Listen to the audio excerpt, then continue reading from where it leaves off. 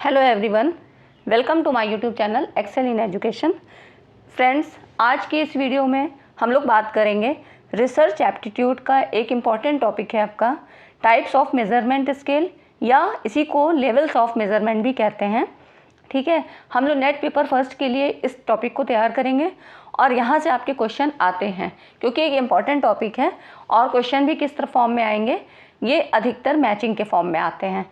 तो ये जो भी मेज़रमेंट लेवल आप देख रहे हैं, nominal measurement, interval measurement, ordinal, ratio, ये कई बार क्या होती है, मैचिंग करने के लिए आती हैं। अगर इनके की पॉइंट्स आपको नहीं पता होंगे तो मैचिंग करने में भी प्रॉब्लम होगी, है ना।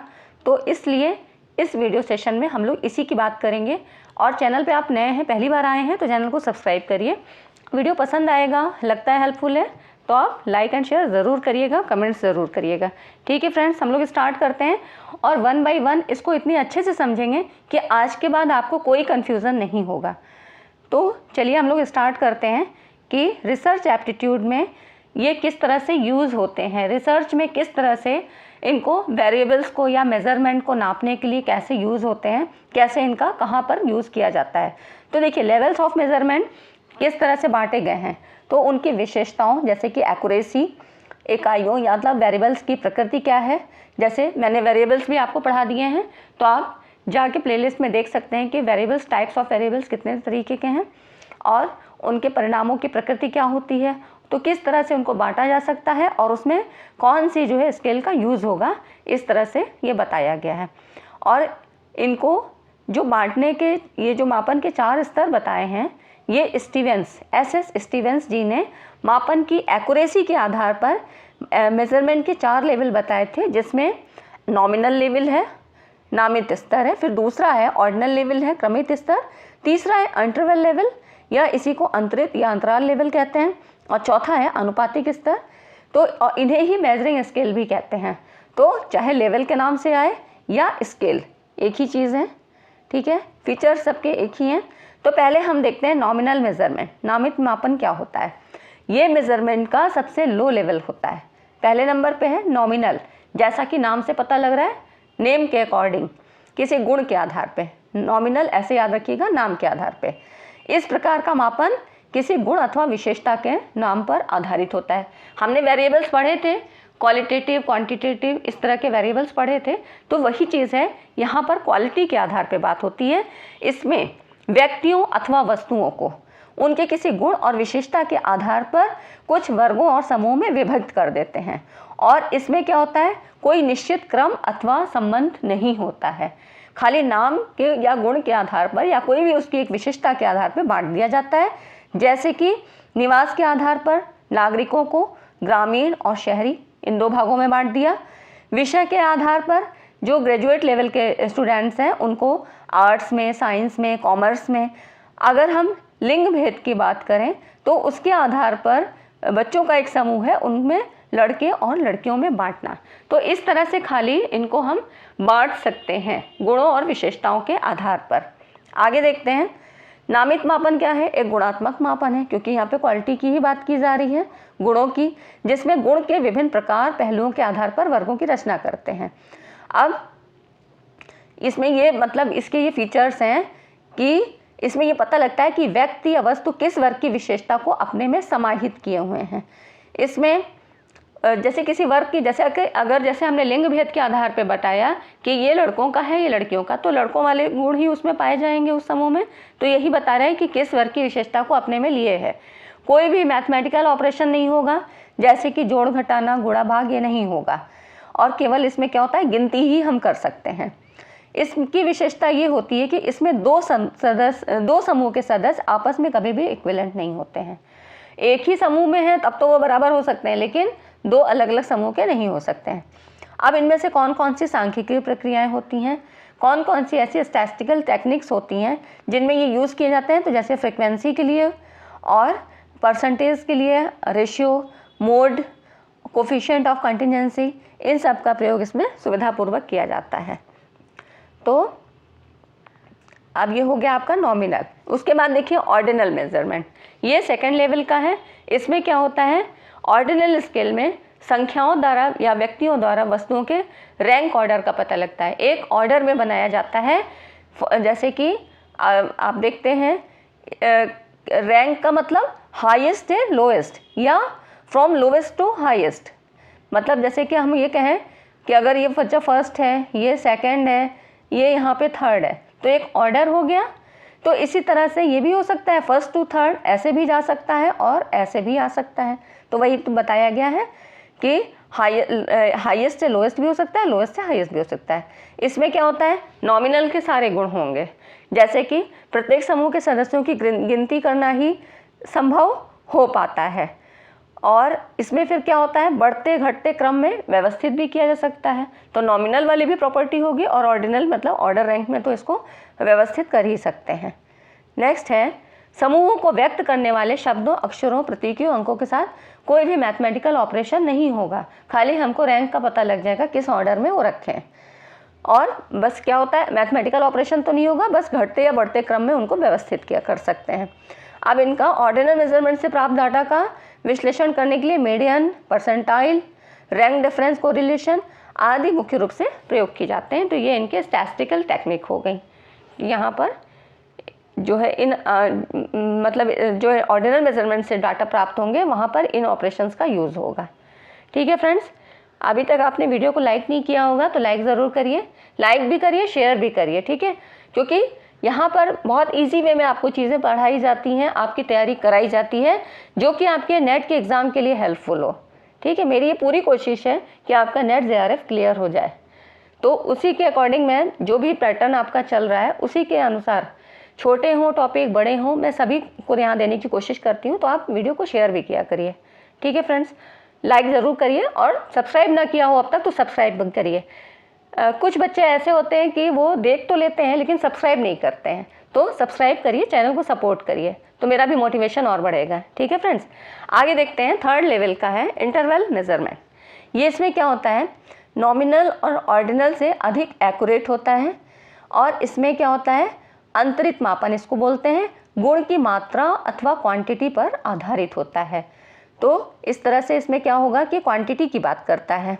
इस प्रकार के मापन में व्यक्तियों अथवा वस्तुओं में विद्यमान गुण की मात्रा को इस प्रकार की इकाइयों के द्वारा व्यक्त किया जाता है कि संपूर्ण पैमाने पर किन्हीं दो लगातार इकाइयों में अंतर समान रहता है। मतलब कि जैसे कि कोई स्केल है और यहाँ पे 0 to 10, 10 to 20, 20 to 30, मतलब जो यहाँ तक डिफरेंस है 10 का, तो 10 का ही यहाँ डिफरेंस है और 10 का ही यहाँ डिफरेंस है, ये चीज़ कही जा रही है।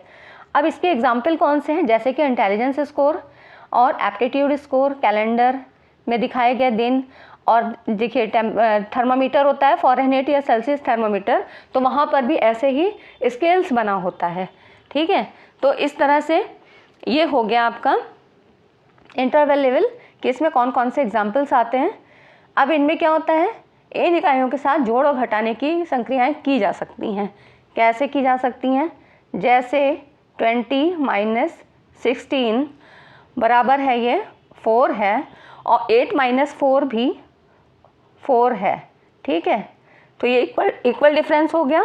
तो अब हम इसी को ऐसे लिख सकते हैं 20 - 16 और फिर +8 - 4, तो इस तरह से 4 + 4। ठीक है, तो यहाँ पर हम इसको ऐसे लिख सकते हैं। तो यहाँ ये हो गया कि जोड़ और घटाने की क्रियाएं की जा सकती हैं। इस स्तर के मापन में एब्सोल्यूट ज़ीरो या ट्रू ज़ीरो इसको व्यक्त करने वाला कोई बिंदु नहीं होता है। मतलब इससे ये नहीं ज्ञात होता है कि कोई भी अंक शून्य से कितनी दूर है, क्योंकि सभी क्या है, इक्विवेलेंट डिवीज़न से हैं। तो यहाँ पर ये चीज़ नहीं पता लगता है कि कोई भी जो डिजिट है वो ज़ीरो से कितनी दूर है, एग्जैक्ट 0 पॉइंट का नहीं पता लगता है, ये इसकी कमी है। तो यहाँ पर यही चीज़ इसमें बताया गया है कि जो है इस तरह के मापन के परिणाम रिलेटिव तो होते हैं परंतु एब्सोल्यूट नहीं होते हैं। इस स्तर पर शून्य बिंदु तो हो सकता है परंतु ये हाइपोथेटिकल होता है, आभासी कैसे होता है, क्योंकि 0 पॉइंट तो पाया नहीं जाता है। अब जैसे कि मान लें मनोवैज्ञानिक मापन में कोई छात्र किसी उपलब्धि परीक्षण में कोई अचीवमेंट टेस्ट होता है और अगर उसको 0 अंक मिलता है तो ये नहीं कहा जा सकता है कि उस छात्र को विषय का ज्ञान कुछ भी नहीं है।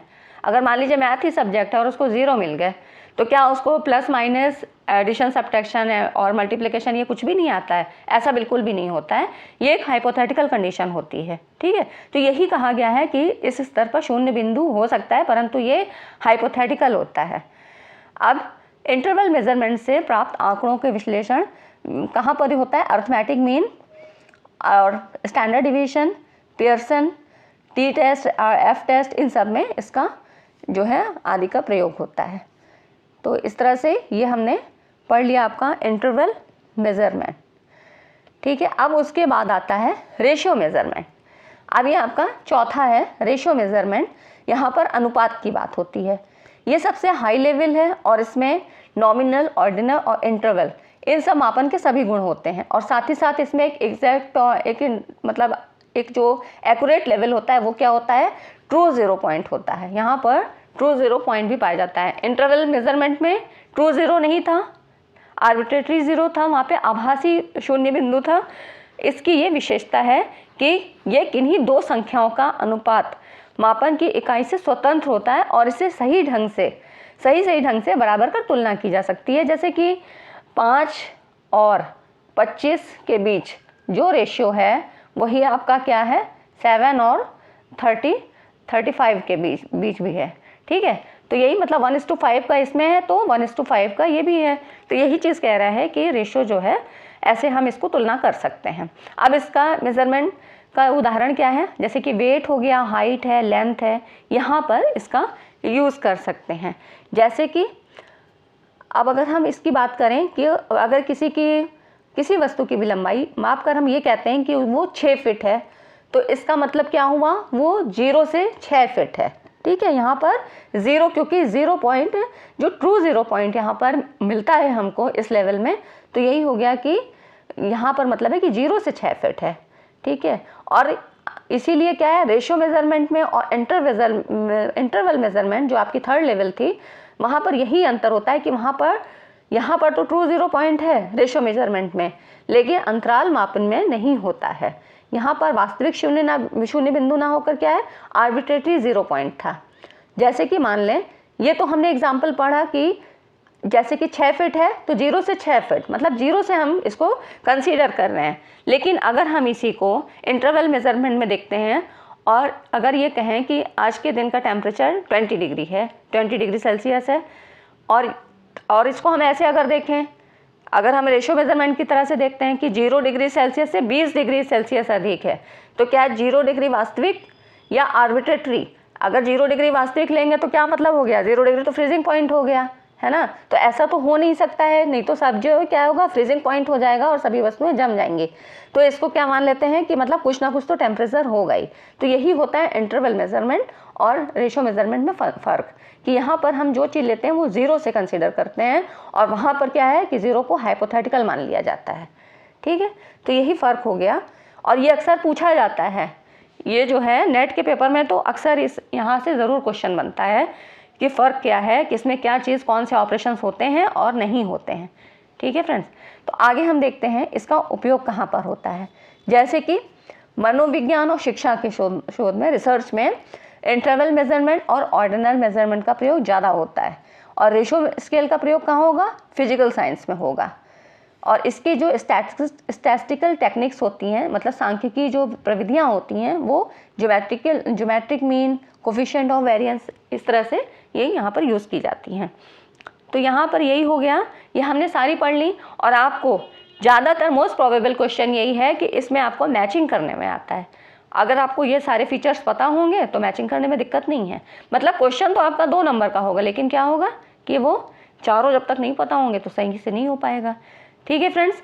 मिलते हैं अगली वीडियो में एक नए टॉपिक के साथ, और मैं ऐसे टॉपिक आपको देने की कोशिश करूँगी जो कि आपके एग्ज़ाम के लिए इम्पॉर्टेंट है, ठीक है। तब तक के लिए आप चैनल पे बने रहिए, सब्सक्राइब ज़रूर करिए, और वीडियो पसंद आई है तो लाइक करिए, शेयर करिए, बेल आइकन को ज़रूर प्रेस करिए ताकि आने वाली वीडियो के नोटिफिकेशन आपको मिल जाए। Thanks for watching this video.